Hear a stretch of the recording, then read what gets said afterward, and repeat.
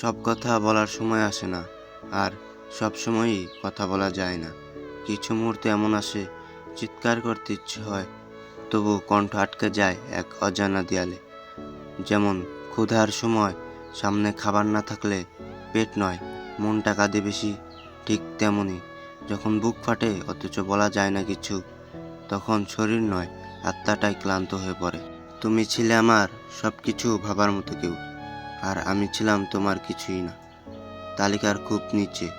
তোমার গুরুত্ব বোঝাতে গিয়েই বুঝে গেছি, নিজের অপ্রয়োজনীয় করে তোলাই সবচেয়ে বড় ব্যর্থতা।